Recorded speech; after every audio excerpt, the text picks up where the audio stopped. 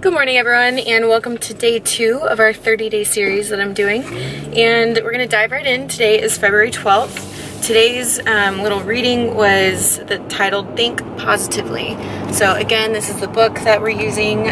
Go back and watch the first episode if you haven't already. So today it was about thinking positively, and she tells this story about how she interviewed someone for a position on their team. She interviewed both the husband and the wife, and she asked him, "What are your weaknesses?" And he said, honestly, I can't really list it off the top of my head. I don't really focus on those, but I'm sure I have them. And she laughed and said, "Okay, I'll ask your wife in a second."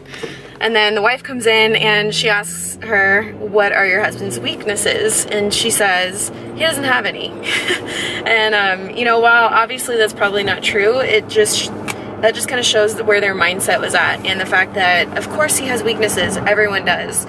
But they don't keep their mindset focused on those things because it's not gonna help anything. So it was kind of just trying to tell you to focus on the positive and everything. And the prayer I really liked because it talked about how it's a lot easier to see other people's negatives rather than their positives, kind of going back to when I was talking about gym haters.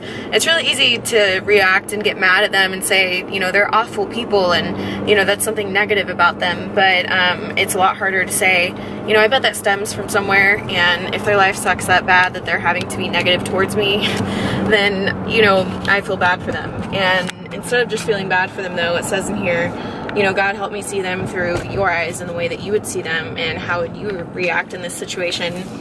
And the other devotional that I read this morning, you guys know that I'm kind of reading both. It's funny, they actually aligned this morning, and it was also about positive thinking and everything. And it was saying, whatever is good, whatever is lovely, whatever is pure, focus on that. Meaning all of the great things. You have so many great things in your life, no matter where you're at in life right now. So focus on those things and put your effort into those things rather than the negatives. And it also says how people of the world, we have this longing for something positive. So even people that are not religious, are not in a certain you know, religion or something, they're seeking positivity for some reason. And God's the one that put that longing for positivity in our heart, because He's the only one that can fully fulfill that longing. And so the second that you start looking to Him for your positive thinking, your positive mind, just for everything, is when you'll really start to feel actual joy. And there's a total difference between joy and happiness and content. Joy is on a completely different level, and you won't ever experience it until you ask God to let you experience it. So that's all I have for you guys today. We're on the way to the gym right now, so we're gonna get a great workout in. Gonna pray for some gains and have a good workout. Do you want to say hi? Praying for gains works, I promise. It does. It really does. Maybe we'll be the first transformation prayed for gains people. Yeah, I'm down with that.